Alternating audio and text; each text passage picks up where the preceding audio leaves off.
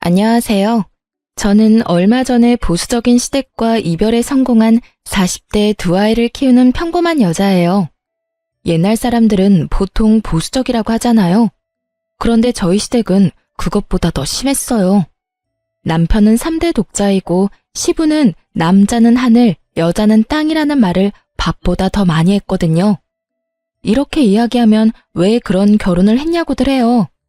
그때는 시부보다 남편을 더 믿었기에 그런 선택을 했는데 그게 문제가 있었다는 걸 나중에 알게 됐죠.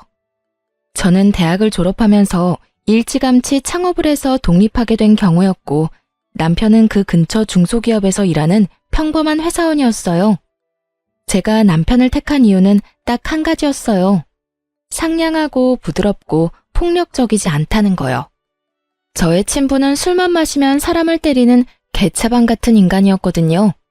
솔직히 지금도 입에 올리고 싶지도 않고 머리로 떠올리기도 싫어요. 그런 친부와 정반대의 사람이 남편이었어요. 무슨 일이든 트러블을 만들려고 하지 않았고 언제나 나긋나긋한 말투를 썼어요. 그렇지만 모든 사람이 완벽할 순 없잖아요. 남편도 문제가 있었어요. 줏대가 없다는 거였죠. 그렇지만 제가 남편 목만큼 뚝심이 있었으니 그때는 이마저도 괜찮다는 생각이 들었거든요. 이 사람과 결혼하면 내가 그리던 결혼 생활을 할 수 있을 거라고 생각했는데 그 생각은 시부를 만나고 바뀌었어요. 그래, 아가씨 부모님이 안 계신다고? 아가씨가 잘 알고 있겠지만 우리 아들이 워낙 귀한 손이야. 3대 독자야, 3대 독자. 그런데 아가씨처럼 부모 없는 여자한테 장가 간다는데 내가 기분이 좋을 리가 있겠소? 그리고 아가씨는 일도 하잖아. 자기 가게다 뭐다 말만 좋지 남편 아래로 알고 내줘도 못할 것 같은데 나는 이 결혼 반대야. 살다 일을 한다는 이유로 자기 아들이랑 결혼시키지 않고 싶다는 말을 들을 줄이야. 지금도 그렇지만 당시에도 맞벌이가 많았거든요. 그렇다고 남편이 돈을 잘 벌어서 제가 안 벌어도 되는 것도 아니고 중소기업 다니는 아들이 뭐가 그렇게 잘났는지 일도 안 하고 내조나 하라는 말을 들으니 당황했죠. 게다가 그 고압적인 자세가 저의 친부를 닮아 있어서 저도 기분이 팍 상했어요. 그러면 어쩔 수 없네요. 죽은 부모를 되살려올 수도 없고 제가 일으킨 가게를 접을 생각도 없으니 여기서 갈라지는 수밖에요. 그렇게 시부모를 뵈러 간 자리에서 저는 그렇게 말하고 돌아왔어요. 남편이 쫓아와서 제게 다시 한번 생각해보라며 애원을 하더라고요. 이 남자 생각하면 결혼하는 게 나쁘지 않은데 그 시부를 보고 살 생각을 하니 선뜻 내키지가 않았어요. 원래 부모가 싫어하는 결혼은 하는 거 아니라잖아. 일단 생각 좀 해보자. 그렇게 말하고 돌아왔는데 며칠 뒤 저는 그 말을 번복해야 했어요. 속이 안 좋고 울렁거리더니 생리를 하지 않더라고요.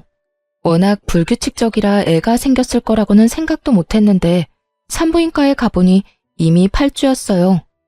아이의 심장이 뛰고 있더군요. 그 길로 남편을 찾아가 말했어요. 애가 생겼다고요. 남편은 뛸 듯이 좋아했어요. 자기가 아빠가 된다는 것도 저와의 결혼이 어떻게든 이루어질 수밖에 없다는 것도 그 사람에게는 모두 좋은 일이었던 것 같아요. 그렇게 20주째 되는 날 시댁에 다시 갔어요. 아버지, 저 이 사람하고 무조건 결혼할 겁니다. 이 사람 제 아이 가졌어요. 그것도 건강한 아들이에요. 제가 임신을 했다는 말에 시부의 눈이 동그래지더니 아들을 가졌다는 말에는 크게 한박웃음을 짓더군요. 아들? 진짜 아들 맞다고 하던? 네, 16주에 이미 아들인 거 확인했고 여기 오기 전에 한 번 더 확인했어요. 아들이 확실하답니다. 그러니까 저희 결혼 허락해 주세요. 제 손을 꼭 잡은 남편을 지그시 보던 시부가 고개를 끄덕이더군요. 손 귀한 집안의 아들을 먼저 안겨주다니 이 결혼을 허락 못할 것도 없지. 내가 저번에 그렇게 말한 건 너무 마음에 담아두지 말거라. 늙으면 이래저래 걱정이 많은 법이야.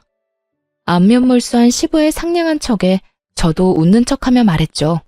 네, 걱정하지 마세요. 마음에 담아두지는 않을 테니까요.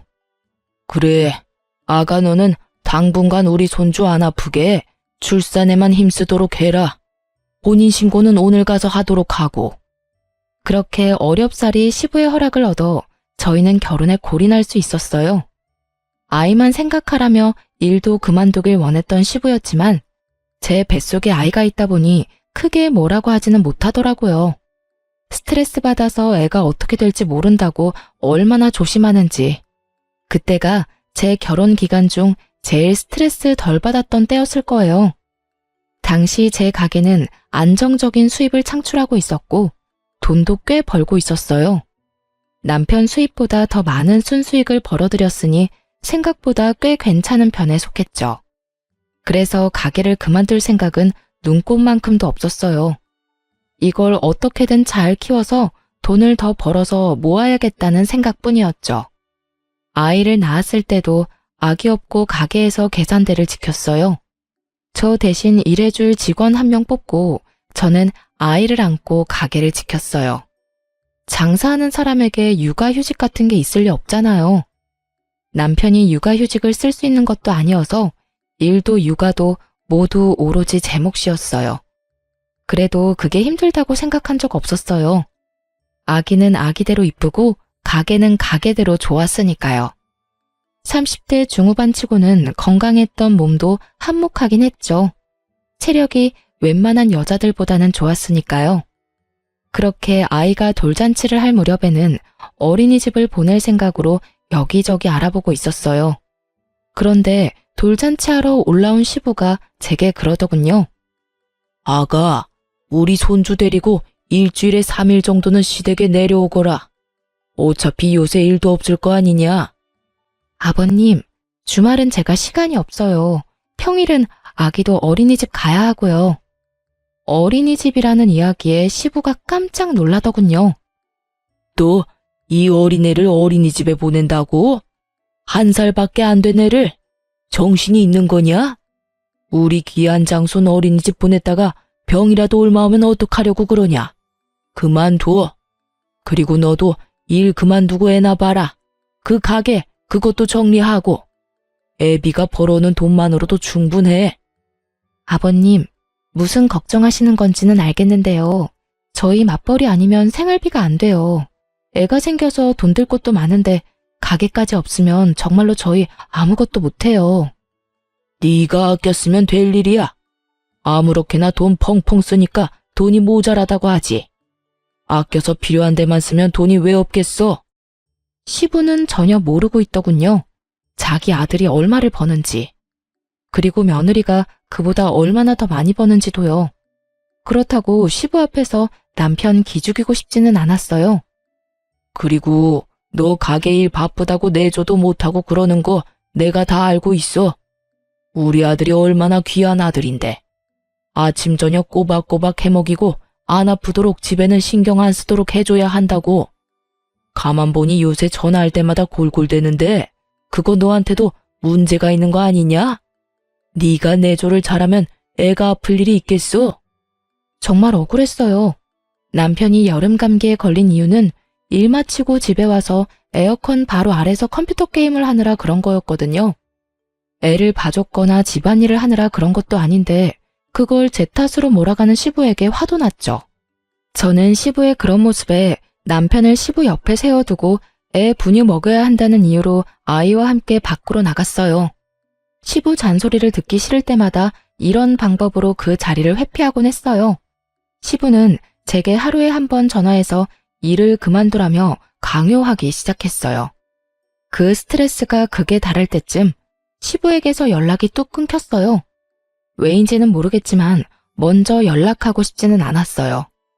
이대로 아무 연락 없었으면 좋겠다는 생각으로 오랜만에 편안한 마음으로 일을 하고 돌아왔는데 남편이 제게 잠깐 할 이야기가 있다고 하더군요. 왜 그래? 얼굴이 안 좋은데? 무슨 일 있어? 여보, 혹시 돈 좀 모아둔 거 있어? 이런 말하기 민망하긴 한데 돈 좀 빌려줄 수 있을까? 저와 남편은 통장을 합치지는 않았어요. 그래서 남편은 차 대출금과 아파트 공과금 정도를 맡았고 저는 생활비를 담당했어요. 무슨 일인데? 아버지가 보증을 잘못 썼는지 지금 당장 아버지 살고 있는 집 날아가게 생겼어. 제발 부탁이야. 한 번만 도와주라, 응? 빚이 거의 2억이래. 지금 그 빚을 갚아달라는 거야? 그건 아니지. 아버지 살고 계시는 지방 아파트 팔면 2억 좀 더 나와. 그걸로 빚 갚으면 살 곳이 없으시니까 집을 하나 해드렸으면 하는데, 그거보다 싼 걸로. 사실 나는 우리 집으로 모셔도 되기는 한데, 그건 당신이 싫잖아. 눈치를 보며 말하는 남편을 보며 저는 눈을 질끈 감았어요. 돈을 빌려주지 않으면 우리 집에서 그 꼴 보기 싫은 시부와 함께 살아야 한다는 생각에 머리가 지끈거리더군요. 아버님은 도대체 무슨 생각으로 보증을 선 거야? 빚 보증이 얼마나 무서운데. 그리고 당신은 모아둔 돈 없어? 미안.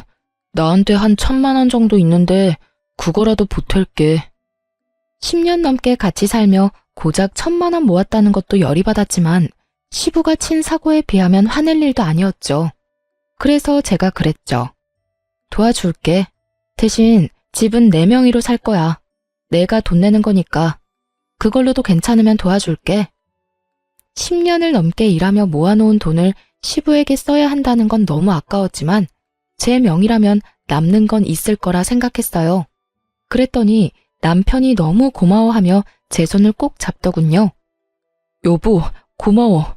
아버지한테는 내가 이야기할게. 당신은 아무것도 안 해도 돼. 그렇게 남편은 좋은 소식을 시부에게 전하러 갔고 저는 속이 쓰려오는 걸 느꼈어요.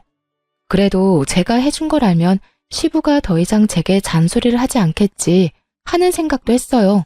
시부가 제게 빚을 지는 거나 다름없으니까요. 그렇게 시부가 아파트를 팔아 친구의 빚을 갚고 저는 그 사이에 봐두었던 2억짜리 집을 계약했어요. 그리고 새 집으로 이사 들어가는 날 모른 척하고 있기도 뭐해서 남편과 함께 이사를 도와주러 갔어요. 그런데 시부가 저를 보더니 또 잔소리를 하더군요. 너 여태 일하고 있어? 내가 일 그만두라고 하지 않았냐? 남의 손에 애 맡기는 게 그렇게 좋아? 나 같으면 걱정이 돼서 아무것도 못할 것 같은데. 맞벌이 무조건 해야 한다는 것도 거짓말이었지? 이거 봐라, 이 집, 네 남편이 해준 거야. 네 남편 능력이 이렇게 좋은데 뭐하러 일을 해? 당장 푼돈 버는 일 그만두고 아들 내조나 해. 그리고 이참에 애나 하나 더 낳아라. 빚보증 잘못 써서 평생 일군 집 한 채 다 날린 시부가 집 사준 사람한테 푼돈 그만 벌고 애나 낳으라는 말을 들으니 순간 머리가 획 돌더라고요. 아버님, 말씀을 어떻게 그렇게 하세요? 이 집에 이사하게 된 게 누구 때문인지 잊지는 않으셨죠? 그리고 잘 모르시는 것 같은데 이 집 제 명의로 제 돈 주고 산 집이거든요? 한 번만 더 남편 내조해라 일 그만두라 말씀하시면 저 지금 당장 이 집 팔아버릴 거예요. 제 말에 시부가 깜짝 놀란 얼굴이 되더니 급기야 울그락불그락 씩씩대기 시작했어요. 애비야, 이게 다 무슨 말이냐? 너 이 집 네 돈으로 산 집이라고 하지 않았어? 그런데 애미가 왜 저런 소리를 하는 거야? 아버지, 그게요. 실은 저도 돈을 조금 보태기는 했어요. 그리고 제가 언제 제 돈이라고 했어요. 제가 모은 돈에 아내가 모은 돈 합해서 드리는 거라고 했잖아요. 네가 보탠 돈이 얼마야? 1,000만 원이요. 남편 대답에 시부가 이마를 짚더니 그 자리에서 한숨을 푹푹 내쉬며 남편에게 그러더군요. 너 지금 당장 나 따라 들어와. 시부가 귀신 같은 얼굴로 말하자 남편 놈 얼굴이 완전 울상이 되더군요. 벌벌 기며 시부에게 변명하는 남편을 보니 이게 무슨 상황인지 감이 왔어요. 남편에 부딪히고 싶지 않은 성격은 시부와의 트러블을 피하고 싶은 마음에서 오는 거였더라고요.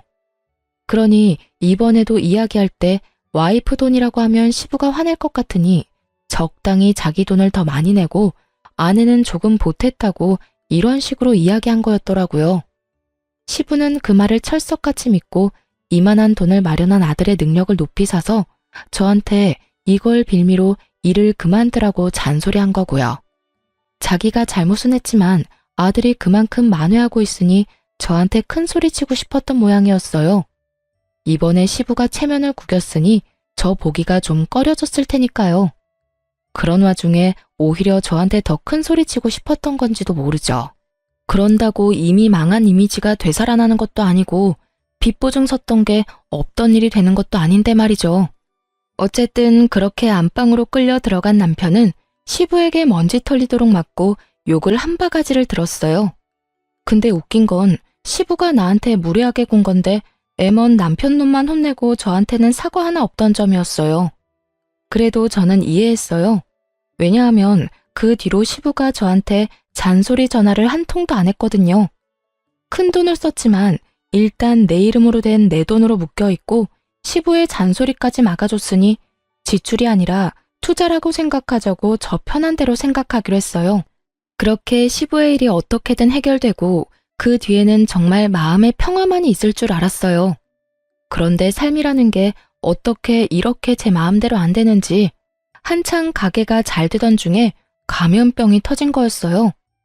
대한민국 자영업자들의 무덤을 만들던 그 질병은 저희 가게도 휩쓸었어요. 동네 손님 위주의 배달을 하지 않던 저희 가게는 그야말로 매출이 직각으로 추락하기 시작했어요. 아니, 추락이 아니라 터진 직후에는 0이었죠. 가게를 접어야 하는 게 아닌가 고민을 해야 할 정도였어요. 직원들도 모두 내보내야 했어요. 그래도 배달을 적극 활용하면서 조금이나마 입에 풀칠은 할 수 있게 됐어요. 그렇지만 나가는 돈이 있으니 그 정도 벌어서는 벌어들이는 순수익이 없었어요. 팔아도 적자를 면하지 못하는 상황이었죠. 모아둔 돈이라도 수중에 있었다면 차라리 싹 다 접고 새로 시작할 생각을 할 수도 있었겠지만 모아둔 돈을 시부집 사느라 다 썼으니 남은 것도 없었어요. 여보, 가게 지금 너무 어려워. 혹시 모아놓은 돈 있으면 좀 빌려줄 수 있어? 오, 나 모아둔 돈 없는데. 그만큼 힘들어? 당분간은 당신 월급으로 생활비까지 해야 할 것 같은데. 내 월급에서? 그 부분에서 남편이 아주 크게 놀라더군요. 솔직히 남편 반응에 실망이 컸어요. 제가 힘들다고 하면 당연히 저를 도와줄 거라고 생각했거든요. 돈을 빌려주지는 못하더라도 같이 고민해주진 않을까 생각했는데 자기 월급에서 생활비 써야 한다니 그제야 놀라는 걸 보니 이 사람은 내 가게가 망하든 말든 상관없구나 하는 생각이 들었거든요. 그런데 그게 아니었어요. 남편은 저를 생각해줄 만큼 형편이 좋지 않았더라고요. 여보, 사실은 나 돈 진짜 한 푼도 없어. 지금 들어오는 월급도 대출로 다 나가고 있는 실정이라. 무슨 대출? 신용대출? 대출을 왜 받았어? 이때까지 내가 생활비 다 부담해서 당신 돈 쓸 일도 없었을 텐데. 그게 나도 생활비 좀 벌어보려고 코인 했거든. 코인이라는 말에 순간 눈앞이 캄캄해지더군요. 코인의 마지막이 대박인 사람이 그리 많지 않잖아요. 이 말을 이 최악의 순간에 들으니 마치 지독한 악몽을 꾸고 있는 기분이 들었어요. 대출 받아서 코인 했으면 다 빼면 되잖아. 손 털고 나오면 그만 아냐? 제발 별거 아니었으면 하는 마음에 가볍게 말해봤는데 남편 얼굴 표정은 별거 아닌 얼굴이 아니었어요. 잔뜩 눈치를 보는 그 표정을 제가 모를 수가 없었죠. 사고를 치기는 쳤구나. 그 생각부터 들었어요. 그래서 다그쳤죠. 설마 마이너스야? 얼마나 마이너스인데? 대출을 왜 받은 건데? 있는 돈으로 한 거 아니었어? 그게 대출을 여러 군데 받았어. 차 담보로 대출 받고 또 있지? 그게 집 담보로 대출도 받고. 뭐? 집은 공동명의인데 무슨 대출이야. 내 허락 없이 대출 못하잖아. 그게 대출한 곳이 내가 아는 사람이 일하는 곳이었거든. 물어보니까 가능할 수도 있다고 해서 했는데 되더라고. 당신이 알면 당연히 못하게 할 것 같아서 그래서 그거 받아서 코인했는데 처음에는 맹세코 진짜 수익률 좋았어. 당장 대출 다 갚을 수 있을 줄 알았는데 점점 안 좋아지더니 수익이 지금은 많이 마이너스라서 그냥 두고 올라올 때쯤 파는 게 낫지 않을까 하고. 미쳤어. 정신 나갔냐고. 지금 우리 생활비 당신 월급으로 다 충당해야 돼. 그런데 그 돈으로 대출 갚으면 우리는 무슨 돈으로 먹고 살아? 지금 당장 다음 달 나가야 할 돈도 어마어마한데 당신까지 나 이렇게 힘들게 만들 거야? 나라고 나쁜 생각으로 그랬겠어? 나도 당신한테 도움되려고 그런 건데 애 크면 돈도 필요할 것 같고 일 그만둬도 용돈벌이 정도는 할 수 있을 것 같아서. 재수없는 소리 하지 마. 당신 일을 왜 그만둬? 지금 당신 일 그만두면 우리 다 망하는 거 알지? 허튼 생각하지 말고 회사에 딱 붙어 있어. 이럴 때는 월급쟁이가 제일 좋아. 지금 장사하는 사람들, 영업하는 사람들 완전 죽기 일보 직전인 거 알지? 그렇게 말하는데 뭔가 낌새가 이상하더라고요. 갑자기 이 타이밍에 일을 그만둔다는 이야기를 하니까요. 당신 설마 일 그만뒀어? 아니지, 그런 거 아니지. 참지 못하고 화를 냈더니 남편 놈이 우물쭈물 한마디 하더라고요. 그게 나 회사에서 해고 될 것 같은데. 뭐? 하룻밤 안에 폭탄 발언을 이만큼 많이 들을 줄이야. 정말 가슴이 너무 두근거리는 것이 심장마비가 올 것처럼 가슴이 꽉 막힌 것처럼 아프더라고요. 나중에야 그게 화병이었다는 걸 알았지만 이때는 정말 제가 뭔가 잘못될 것만 같았어요. 해고를 당신이 왜? 남편은 고개를 들지 못하고 있었어요. 제가 물어도 아무 말 없다가 다그치자 그제야 입을 열더군요. 회사에서는 근무 태만이라고 하는데 내가 봤을 때 그 정도는 아니고 사실은 일하다가 내가 잘못해서 문제가 좀 생겼거든. 근데 그게 완전히 내 잘못이라기보다는 그걸 확인해야 하는 사람이 확인을 잘못한 것도 있고 내 책임만은 아닌데 내가 다 뒤집어 쓰고 나가는 거라. 그만. 나한테 설명하지 마. 더 들으면 진짜 졸도할 것 같으니까. 그러니까 해고를 당한 거야? 아니면 곧 해고를 당한다는 거야? 일단 이달 말까지 일하고 나오지 말라고. 며칠 남지 않았더라고요. 말일까지. 미쳤어. 가게가 망해가는 걸 보면서도 그런 짓을 저질러? 이제 어떡할 거야? 우리 지금 집도 반은 날아갔고 차도 대출금 못 갚으면 날아가는 거야. 무슨 정신으로 이런 미친 짓을 저질렀어? 내가 힘들면 당신이라도 버텼어야지.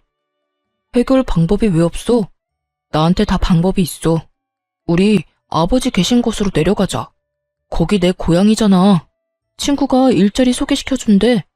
지금보다 월급도 훨씬 괜찮고 우리 사는 집 팔고 나면 매매금의 반은 건질 수 있을 테니까 그걸로 자기 거기서 가게 하면 되고 살 곳은 어차피 아버지 집이 당신 명이니까 거기서 살면 되잖아. 나더러 지금 합가하라고 하는 거야? 멀쩡한 집 반토막 내놓은 주제에 나더러 내 집에서 식모살이 하라고? 여보, 너무 그렇게 생각하지 말고 우리 같이 가보자. 가서 결정해도 늦지 않아. 아니, 왜 내가 여길 놔두고 거기를 가? 생각할 것도 없다니까? 그러지 말고 냉정하게 생각 좀 해봐. 냉정하게 생각했어. 그러니까 안 간다고. 거기서 시아버지랑 같이 살 생각 절대 없어. 그리고 그 집 평수가 6사람이 살 수 있는 평수야? 애들 데리고 어떻게 거길 들어가? 그럼 여기서 망할 거야? 여보, 딱 한 번만 갔다 오자. 응? 아니, 그냥 나들이 간다 생각하고 가. 알았지? 결국 그 주의 주말에 남편은 억지로 저를 데리고 시댁으로 향했어요. 안 가겠다며 버티는 저를 끈질기게 설득하는 남편 때문에 시댁에 한번 다녀온다는 가벼운 마음으로 내려가기로 했어요. 하지만 기분이 나쁜 상태로 들른 곳이라 표정 관리가 정말 하나도 안 되더군요. 남편이 잠시 시모와 부엌에서 이야기를 나누는데 시부가 저를 안방으로 잠시 부르더군요. 들어가 앉으니 시부가 제게 넌지시 이야기하더군요. 그래, 가게에 문제가 있다지? 아무래도 요즘 가게 하는 게 힘들겠구나. 우리는 괜찮으니 사정이 나아질 때까지는 우리 집에서 지내거라. 나도 많이 늙었고 슬슬 며느리 수발 받을 때도 됐지. 갑작스런 수발 이야기에 제가 화들짝 놀라 반문했어요. 네? 그게 무슨 말이세요? 그러자 시부는 오히려 다 안다는 표정으로 저에게 조용히 말했어요. 다 아니까 모른 척 안 해도 된다. 그래도 이렇게 가는 게 있으면 오는 게 있어야겠지. 이러면 어떻겠냐? 우리가 너희를 받아들이는 조건으로 이 집 네 명의에서 우리 아들 명의로 바꾸는 거, 그 정도는 해줄 수 있지? 듣다 보니 점점 더 가관이었어요. 뜬금없이 수발 이야기와 명의 변경이 왜 튀어나온 건지 짐작조차 되지 않았어요. 이 집에 내려온다는 걸 남편이 미리 말했다 하더라도 이 집이 4명인데 왜 시부가 이렇게 아나무인으로 말하는지 모르겠더라고요. 솔직히 제게 문제가 생기면 시댁 팔고 급한 불 끄면 그만인데 말이죠. 남편 부탁과 시부 사정 때문에 그렇게 못하고 있을 뿐인데 갑자기 수발을 들으라느니 명의를 변경하라는 말을 들으니 경황이 없었어요. 아버님, 지금 무슨 소리 하시는 건지 모르겠지만 이 집 명의 남편 앞으로는 절대 안 해줄 거예요. 지금 있는 집도 난리가 났는데 무슨... 그리고 저희 같이 살 생각으로 내려온 거 아니거든요? 제 말에 시부가 더 놀란 표정을 짓더군요. 그러나 이내 괘씸하단 듯한 표정을 하며 오히려 제게 호통을 치더군요. 같이 살 생각으로 내려온 게 아니야? 야, 사람이 좋게 말할 때 알아들어야지. 가게 망해서 대출 다 끌어쓰다가 결국 망해서 여기로 내려오는 주제에 거절이 웬 말이야? 지금부터라도 조신하게 집에서 남편 내조나 하면서 살아. 암탈기 울면 집안이 망한다고 했다. 지금도 봐라. 너 가게 하다가 망해서 지금 우리 아들 발목 잡고 있잖아. 어디서 뻗대고 있어? 네가 뭐가 그렇게 잘났냐? 뭐가 잘나서 남편도 모자라 시아버지를 아래로 봐? 호통 소리에 남편과 시모가 안방으로 허겁지겁 들어오더군요. 저는 이 상황이 이해가 되질 않았어요. 시부가 왜 저한테 이런 말을 하는지 이해도 안 갔고요. 마치 제가 잘못해서 여기 온 것처럼 이야기를 하니까요. 가게가 망해가고 있기는 하지만 완전히 망한 것도 아니고 분명히 남편에게 여기 올 생각 없다고 말했는데 시부는 제가 여기 올 것을 전제로 이야기를 하더군요. 네가 우리 아들 앞길 막은 거 생각하면 이 집을 우리 아들한테 주고서라도 사죄를 해야지. 뭐가 그렇게 잘났어? 이 집 사주고 이게 온전히 네 거라고 생각하면 곤란하지. 네가 일을 했을 때라면 몰라도 지금은 돈도 다 떨어졌고 내 아들 앞날 막은 것만으로도 이 집은 네 것이 아니라 내 아들 거라고 해도 과언이 아니지. 가만 보니 제가 남편이 한 짓을 모조리 뒤집어 쓰고 있더군요. 저는 어이가 없어서 웃음밖에 안 나왔어요. 시부 말을 요약해보면 내가 내 돈으로 이 집을 샀지만 내가 사고를 쳤으니까 이 집에 대한 권리는 이제 더 이상 내게는 없다는 걸 말해주고 싶은 모양이었어요. 이게 사실이라면 그렇겠지만 이 모든 게 사실이 아니잖아요. 저는 중간에 뛰쳐들어온 남편놈 얼굴을 삐딱하게 바라봤어요. 이게 무슨 일인가 눈치만 살피고 있더군요. 이 남자가 중간에서 자기가 한 짓을 고스란히 제 잘못으로 돌려놨고 그 이야기를 시부가 철석같이 믿고서는 저를 이렇게 모함하고 있는 상황이었어요. 시부도 시부지만 남편에게도 정말 이번만큼 심각하게 실망한 적은 없었던 것 같아요. 저는 다 내려놓고 제 짐을 정리했어요. 그리고 남편 앞에 가서 말했죠. 이혼하자. 이런 식으로는 못 살아. 당신이 무슨 잘못했는지는 알고 있지? 2번 말 안 해. 원래대로 다 돌려놓으면 합의, 못 돌려놓으면 소송이야. 집에 갈 테니까 넌 오지 마. 올라오면 내 손에 죽는다. 협박 아닌 협박을 하고 돌아서는데 시부가 고래고래 고함을 지르더군요. 그래, 이혼해라. 다 네 탓이니 집이랑 손주는 놔두고 꺼져. 집안의 온갖 문제는 다 일으켜놓고 네가 뭔데 먼저 이혼을 하라 말아야? 시부 말에 어깨를 으쓱하며 대꾸했어요. 궁금한 건 아버님 아들한테 물어보세요. 저는 더 할 말 없어요. 그렇게 집으로 온 저는 변호사부터 찾아갔어요. 그리고 이혼 소장부터 남편에게 보냈죠. 이건 정말 참을 수 없는 상황이었거든요. 그랬더니 남편놈이 놀라 집으로 냉큼 올라오더군요. 그것도 시부를 달고서 말이죠. 여보, 이거 뭐야? 나 당신이랑 이혼 못해. 왜 우리가 이혼해? 내가 잘못했어. 내가 잘못했으니까 다시 냉정하게 생각해봐. 응? 이렇게 감정적으로 생각하지 말고. 나 충분히 이성적이야. 그리고 나는 당신이랑 이혼해야겠어. 도저히 용서 못하겠으니까. 사내 놈이 돼서 여자한테 무릎이나 꿇고 우리 아들이 뭘 그렇게 잘못했다고 이 난리야? 네가 말해봐라. 우리 아들이 대체 뭘 그렇게 잘못했다고 소송이야? 아직 못 들으셨나 보네요. 아드님한테 직접 물어보시죠. 남편은 입을 꾹 다물고 있더군요. 그래서 제가 시부에게 말해줬어요. 아버님, 제 가게는 망한 게 아니에요. 그리고 집 망한 것도 제 탓이 아니고요. 집이 공동명의인데 이 사람이 저 몰래 집 담보로 대출받았고요. 자기 지분만큼 대출받은 거라 이 집은 반쪽짜리 집이 됐고 남편 몫은 없어요. 대출만 남았거든요. 팔아도 대출금 빠지고 나면 남편한테 돌아갈 돈도 없을 거예요. 그리고 자동차도 담보대출이라고 들었고요. 신용대출도 있답니다. 그 모든 대출을 왜 썼는지도 모르시는 것 같아서 알려드릴게요. 그 잘난 비트코인에 썼대요. 지금 수익은 마이너스고요. 그리고 마지막으로 회사에서 해고당했답니다. 근무 태만에 회사 일처리 잘못하는 바람에. 뭐라고? 이게 다 무슨 소리야? 망해간다는 제 가게요. 아버님이 사시는 그 집만 팔면 살릴 수 있어요. 그리고 지금 있는 집도 절반 날아간 것만큼 보충할 수 있고요. 그러니까 이혼하고 이 집 팔아버릴 거예요. 그래야 저놈 때문에 망해가는 집 일으켜 세울 수 있지 않겠어요? 야, 이게 다 무슨 소리야? 네가 진짜로 그런 짓을 했다고? 네가 우리 있는 곳으로 내려오는 거 다 네 마누라 잘못이라며? 마누라가 이것저것 대출 끌어다 써서 우리 집에 온다고 하지 않았어? 제 예상대로였어요. 남편놈은 시부에게 이 모든 상황에서 잘못은 와이프라고 거짓말을 했더라고요.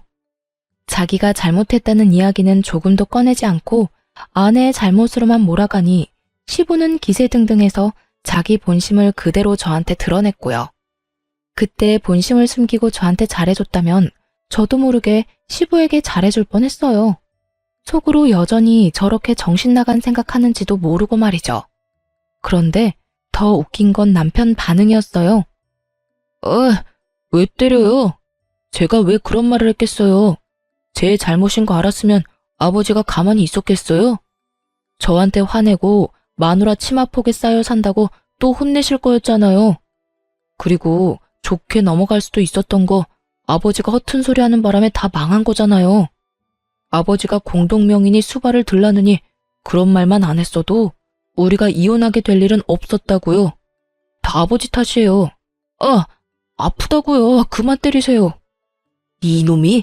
너는 더 맞아야 해, 이놈아. 어디서 거짓말할 데가 없어서 아비한테 거짓말을 해. 그것 때문에 지금 내가 무슨 꼴을 당했는지 알기는 하는 거야? 몰라요. 그거 다 아버지가 한 거잖아요. 저한테 덮어씌울 생각하지 마세요. 정말 철이 없어도 이렇게 없을 수가. 10년 가까이 데리고 산 남편의 모습에서 제 첫째 아들의 모습이 보인 건 착각이었을까요? 아들은 애라서 그렇다 존 치지만 이 남자는 이 나이 먹도록 철은 어디로 빼돌렸을까요? 한바탕 남편놈 등짝을 두들겨 패던 시부가 힘이 빠진 듯 후회 가득한 표정으로 제게 묻더군요. 아가, 정말로 그 집 팔 생각이냐? 네, 당연히 팔 거예요. 그 집을 팔아야 집도 살리고 가게도 살릴 수 있거든요. 어떻게 하면 안 팔고 우리가 살 수 있도록 해줄 수 있겠냐? 나는 정말로 몰랐다. 아들이 이런 짓을 저질렀다는 줄은. 그리고 나한테 그런 거짓말 할 줄도 몰랐어. 이게 내 잘못은 아니지 않냐? 남편이 거짓말한 건 아버님 잘못이 아니죠. 그런데 그 거짓말에 휘둘린 건 아버님이잖아요. 설사 제가 정말로 그런 짓을 저질렀다 하더라도 가족이면 어떻게 된 일인지 괜찮은 건지 먼저 물어봐야 정상 아닌가요? 어쩔 수 없는 상황이었어요. 장사하는 사람들 모두가 힘든 상황이었다고요. 도움 같은 거 바라지도 않아요. 그냥 괜찮냐 한마디만 했었더라도 이렇게 화가 나고 열받지는 않았을 거예요. 오히려 아버님한테 더 잘하려고 했겠죠. 그런데 제 가게 망해간다는 말하면서 아버님이 저한테 뭘 요구하셨는지 기억하시죠? 수발도 들고 집도 남편 명의로 해달라고 요구했잖아요. 겨우겨우 살아난 사람한테 다시 죽으라고 하는 것과 뭐가 다르나요? 아버님이 하신 행동이 그런 행동이에요. 그리고 그게 진심이었으니 더 용서 못하는 거고요. 그건 진심이 아니었어. 네가 아니라 우리 아들이 그런 짓을 저질렀다는 걸 알았다면 아들을 혼냈을 거다. 그러니까 이렇게 된 건 내 탓이 아니야. 제 말에 시부가 눈을 질끈 감으며 망연자실한 표정으로 열심히 현실 도피를 하더군요. 시부가 말을 끊자 이번에는 눈치만 살살 보던 남편놈이 제 손을 꼭 붙잡으며 말하더군요. 여보, 나 진짜로 반성하고 있어. 그러니까 이혼만은 제발 봐줘. 아니, 이혼하더라도 아버지 살고 있는 집만은 그냥 놔둬주면 안 될까? 우리 식구들 지금 당장 갈 곳도 없어. 이 일의 시작이 뭔지 몰라? 아버님이 빚 보증 잘못 써주는 바람에 이렇게 됐잖아. 그러니까 그 친구분 찾아가서 돈을 받든지 그 집에 어거지로 끼어 살든지 그건 당신 마음대로 해. 그 사람한테 이야기해야지 나한테 이야기해봐야 소용없어. 나는 당신하고 잘해볼 생각이 놀랍게도 전혀 없거든. 아버님도 아버님이지만 솔직히 이번에는 당신한테 더 실망이야. 너야말로 진짜 나쁜 놈이야. 그리고 그 집 나 몰래 대출받은 것도 정말 배신감 너무 느꼈고. 그러니까 앞으로 찾아오지도 말고 이렇게 구차하게 매달리지도 마. 당신 얼굴 보면 있는 정도 다 떨어지니까. 여보, 나 진짜로 직장도 잃고 자식들도 잃고 당신까지 잃으면 아무것도 남는 게 없어. 내가 불쌍하지도 않아? 다시 한 번만 생각해줘. 직장은 당신 고향에서 다닌다며. 친구가 소개해줬다고 하지 않았어? 그리고 당신이 왜 불쌍해? 이렇게 일을 크게 만든 게 모두 당신 때문인데 뭐가 불쌍해? 그게 소개시켜준다는 것도 다 거짓말이었어. 집이랑 가게 다 팔고 오면 돈이 좀 남으니까. 그 돈으로 여기서 당신 장사하고 나도 장사하는 거 도울 생각이었어. 그런데 일이 이렇게 될 줄은 몰랐지. 아버지가 그런 말도 안 되는 요구할 줄 정말 나는 몰랐어. 아버지하고 전혀 그런 이야기 한 적도 없고.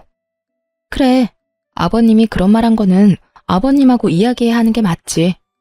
그러니까 당신이 저지른 짓을 모조리 내가 잘못했다고 뒤집어 씌운 거에 대해서는 너랑 이야기해야 하는 거지.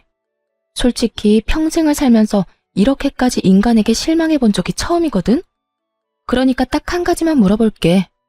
도대체 무슨 생각으로 다 내가 잘못한 거라고 말하고 다닌 거야? 내가 싫었어? 같이 살기 싫었니? 그러면 그냥 이야기를 하지 그랬어. 조용히 이혼해줬을 텐데 꼭 이렇게 사건을 만들어서 시끄럽게 해야 했어? 여보, 내 의도는 정말로 그런 게 아니었고 모든 게 오해였잖아. 풀면 다 해결될 수 있는 오해. 오해는 무슨? 이런 게 뭔 줄 알아? 다 알고 엿먹인 거야. 당신이 나한테. 그리고 오해? 오해라고 하기에는 너무 의도가 뻔하지 않아? 얼렁뚱땅 넘어가려고 생각하지 마. 나는 이제 당신이 그 어떤 말을 해도 믿지를 못해. 믿을 생각도 없고. 한바탕 퍼붓고 나니 속이 정말 시원하더군요. 게다가 시부가 보는 앞에서 다 퍼부으니 정말 너무너무 홀가분했어요.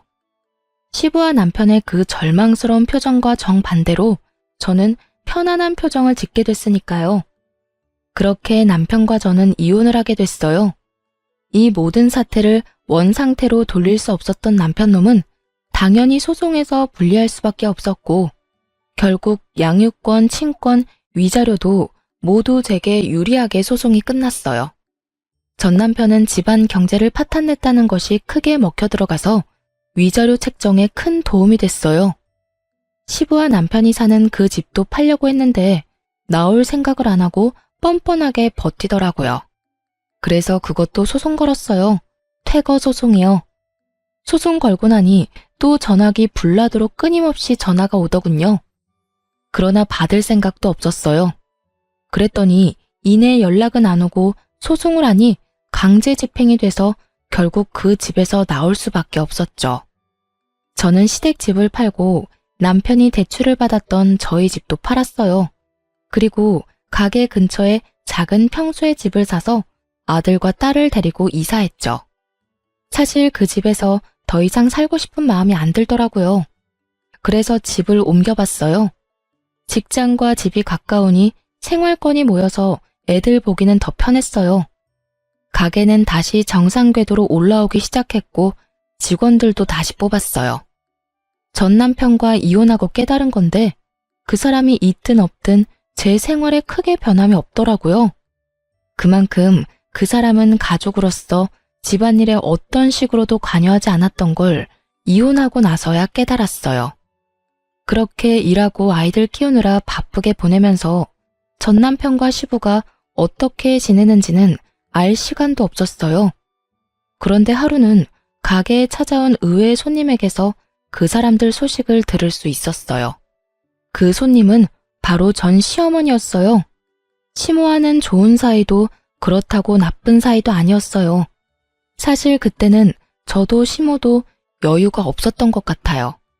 시모는 시부의 등살에 밀려 입도 뻥끗 못하고 죽어 지냈고 저는 저대로 시부가 싫어 시댁에 자주 들리지 않으니 시모와 대화를 나눌 시간도 없었고요.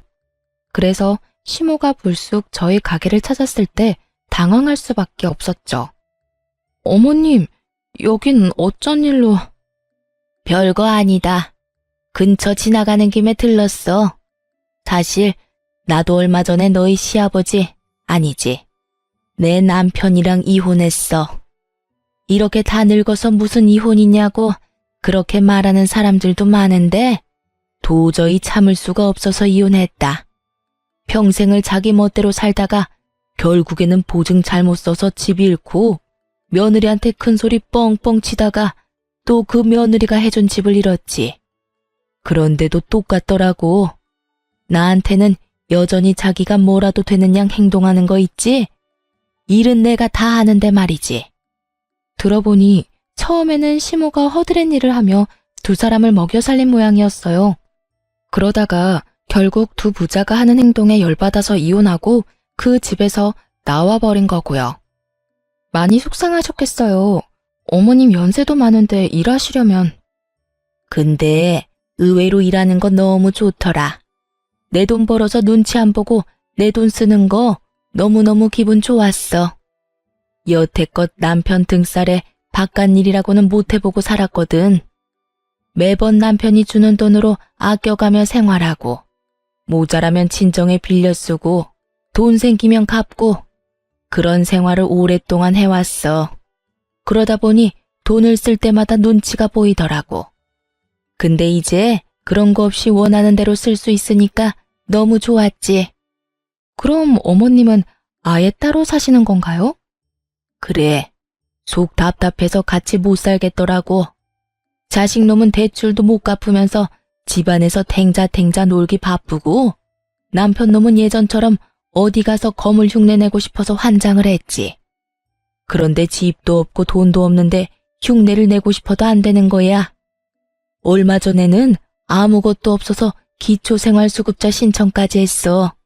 그것도 나한테 시키더라. 동네 소문난다고. 겨우겨우 얻은 월세방인데 동네 창피해서 못 살겠다고. 다른 동네 가자면서 때를 쓰는 통에 아들놈이 데리고 이사 갔다고 하더구나. 그 인간은 여전히 정신 못 차렸어. 그래도 아들놈은 정신이 돌아왔는지 인력사무소 다닌다고 연락 왔었어. 멀쩡한 직장 그대로 계속 다녔으면 이런 힘든 일 할 일은 없었을 거 아니냐. 그 생각만 하면 참, 우리 아들놈도 자기 무덤 열심히 판 거지. 너처럼 돈도 잘 벌고 자식들한테도 잘하고 시부모한테도 잘한 사람이 어딨다고 그런 모자란 짓을 해서 이혼을 당해? 나 같아도 이혼이지. 내 자식인데도 이렇게 미운 거 보면 지 아버지랑 똑 닮아서 그런가 봐. 씁쓸하게 웃으며 말하는 시모를 보니 두 사람이 잘 못 지내고 있는 것만은 확실해 보였어요. 동네에서 떵떵거리며 3대 독자인 걸 무슨 벼슬쯤으로 생각하며 살던 두 부자가 나란히 빚 보증과 코인으로 집안을 말아먹었잖아요. 어디 가서 칭찬받을 짓은 절대 아니고 자랑할 짓도 아니죠. 게다가 여자를 비하하는 시부와 여자에게 빌부터 편하게 살려는 전 남편은 행동은 다르지만 정말 똑같은 것 같아요. 바로 여자를 편한 도구쯤으로 취급한다는 점에서요. 두 사람의 일에 크게 관심이 없었지만 이렇게 전해 듣고 보니 생각보다 형편없어서 역시 사람은 뿌린 대로 거두는가 보다 하는 생각이 들었어요. 특히 시부와 시모가 이혼까지 하게 될 줄은 상상도 못했거든요. 하지만 시부의 헛짓거리에 결국 곁에 있던 사람들이 모두 떨어져 나갈 수밖에 없었죠. 제가 키우는 아이들이 저런 사람들처럼 되지 않도록 최선을 다해 키워야겠다는 다짐을 하게 된 날이었어요. 시부가 마음을 곱게 썼으면 말이죠. 늙어서도 대접받으며 살았을 거예요. 모든 사람들이 그렇듯 좋은 사람에게는 정말로 좋은 대접을 해주고 싶으니까요. 하지만 악독하게 마음을 쓰니 결국은 끝이 좋지 못한 거예요. 자기 팔자 자기가 꼬았다는 거죠. 저도 잊고 살려고 하고 있었는데 우연히 시모를 만나고서 기억이 촘촘히 떠오르더군요. 이런 시부모가 아직도 있나 하는 생각으로 제 사연을 써봤는데 어떠셨나요? 쓰다 보니 길어졌네요. 지금까지 저와 함께 해주셔서 감사합니다.